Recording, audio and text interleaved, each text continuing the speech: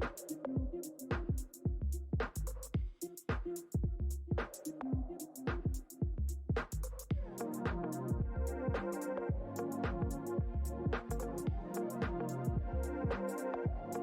everyone, and welcome to this week's episode of Relationship Talks. I'm your host Laurie Brooke, and together we'll get to take a look at what goes on behind closed doors. Today is a solo show, so I am here to talk to you about the topic of conflict resolution.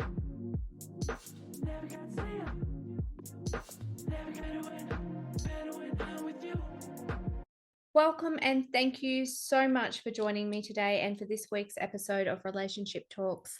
It is so nice to be here with you. My name is Laurie Brooke. I am your host of the show. And today I wanted to talk to you about conflict resolution.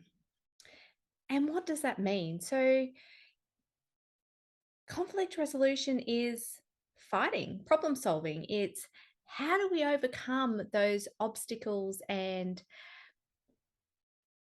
those issues and speed bumps, as I like to call them, in our relationships without everything falling over, without it becoming World War III, without there being this anxiety and fear as to what the end result will actually be and mean.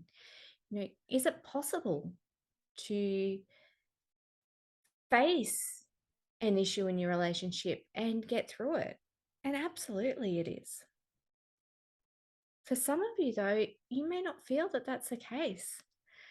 And so I want to, really dig deep into this issue and to look at what your relationship looks like and what that dynamic is in your relationship that makes you scared and fearful that when an issue arises, it means that the relationship's over.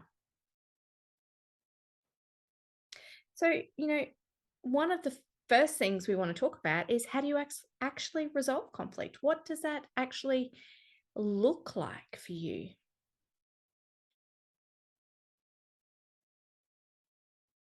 And that could be so many different things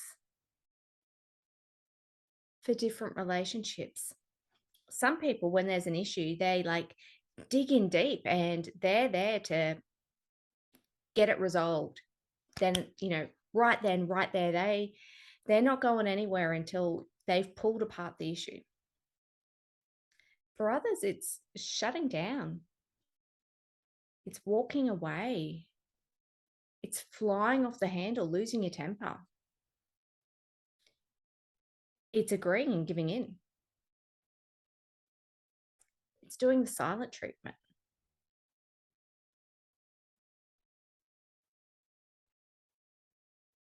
There are so many different ways that we try and resolve issues.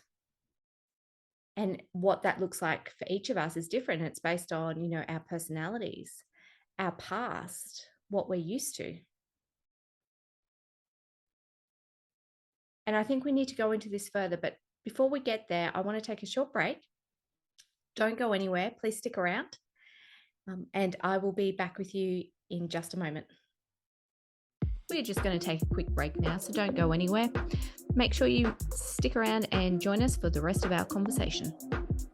If you haven't already, make sure you grab a copy of my ebook, It's Time to Stop the Overwhelm, giving you practical and actionable tips that you can implement right away to create happier and healthier relationships. Welcome back. So before we were just talking about how we actually resolve conflict and what that looks like for you. So we talked about it might look like shutting down, walking away, giving in, losing your temper, following the other person around the house until they've sat down and told you everything. It's really important before you go any further to actually look and think about a fight or a disagreement that you've had recently in the relationship and to think about how you actually resolved that. If you are somebody who gives in all the time, then chances are that there's going to come a point in time in your relationship where you've got nothing left to give.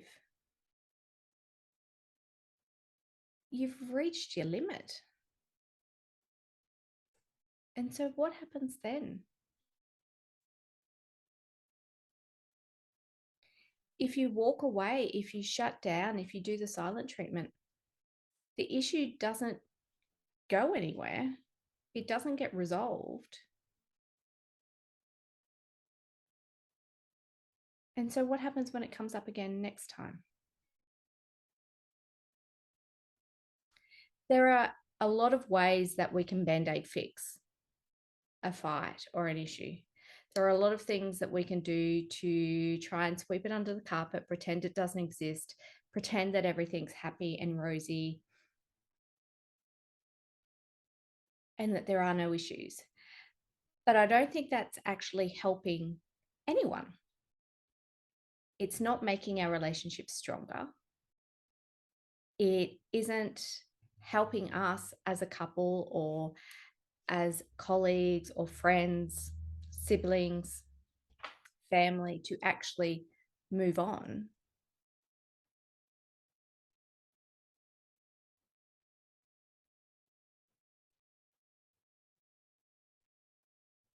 And it's not helping us personally because we're going to have this issue hanging around. And next time it comes up, it's going to be that little bit heavier and heavier and heavier and heavier until you can't carry that weight anymore. So we actually need to do something about it. We actually need to do something to try and resolve it going forward. And that doesn't mean the other person has to give in just to agree with you.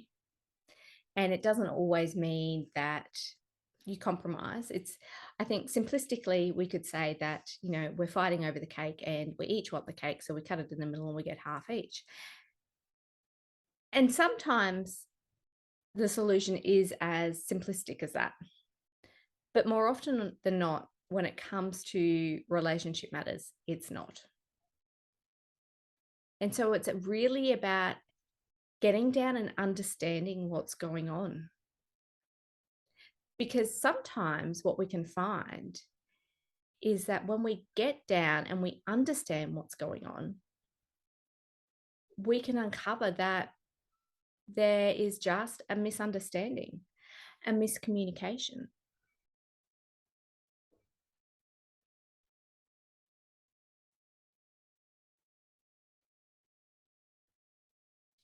So once we've actually taken stock of what we're doing now, and one of the best ways to do this is to say to yourself, if I was a fly on the wall, when we're having an argument or we're having a disagreement, we're not getting along, what does that actually look like? If a stranger walked in here and had to write down what they observed, what does that actually look like?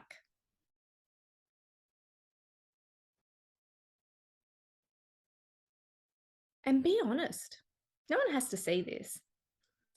But if you can be honest with yourself, then that's going to be a great place to start in terms of making some actual change.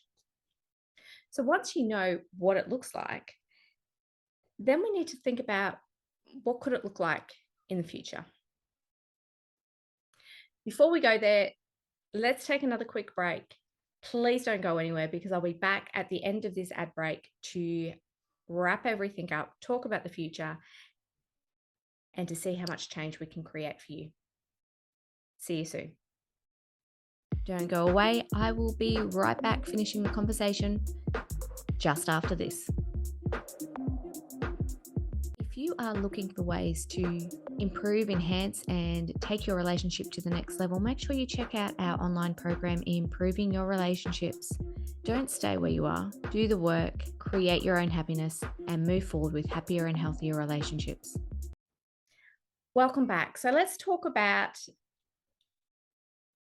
what things could look like in the future.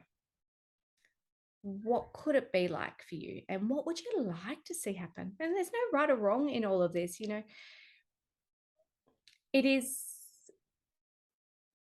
unrealistic, in my view, to say that I want a relationship where we never fight, where there's never any disagreements, where we get on all the time.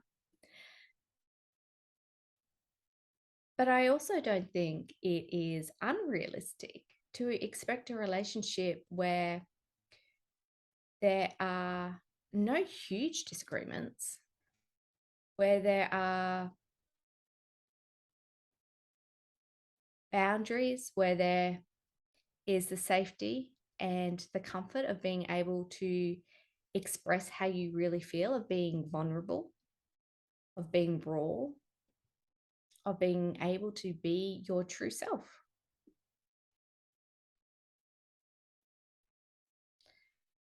To know that just because you do have a fight or you do have a disagreement, or there is something that you both have a difference of opinion on, that it doesn't mean that the relationship's over.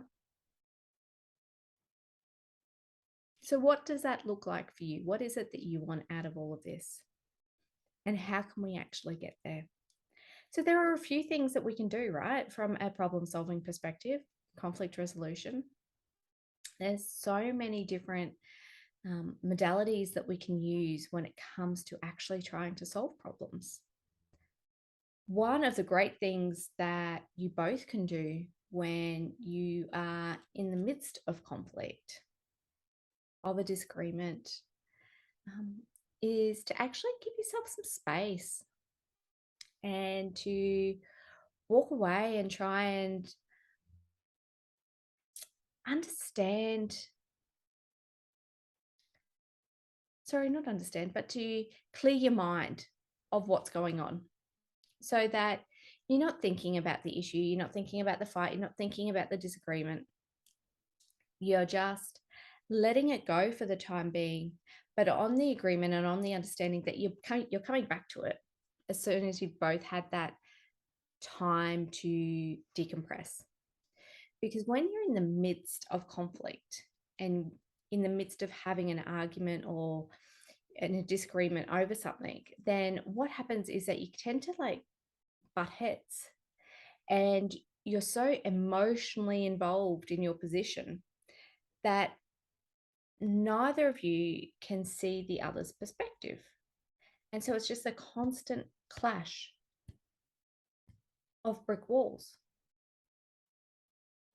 But when you can walk away and you can dissolve that barrier, that emotional barrier that's been built up, then you can come and you can talk about the problem, and you'll actually be able to see what the other person is saying, what they're feeling, what they're thinking, why they hold that opinion. They'll be able to do the same for you. And you might even realize that there's not that much difference in your opinions. It might be one or two things. It could just be a miscommunication. You could both be saying the same thing.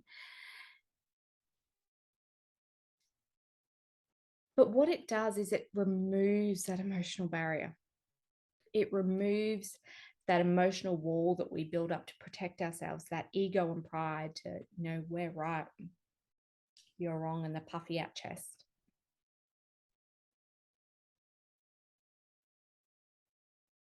So that's something that you both can do together, without needing anybody's help. Then there's, if you want to take it a step further, then there's fantastic ways to engage relationship coaches, undertaking relationship mediation, counseling, therapy. And I know sometimes we can feel that if we're starting to go down the lines of needing a coach, a mediator, a counselor, that the relationship's doomed. But what happens if you stop? And instead of looking at it from that perspective, come back and think about it. Well, maybe we're getting the coach, the mediator, the counselor, the therapist, so we don't actually get to the end point, but instead to make sure that we're walking the same path the whole way through.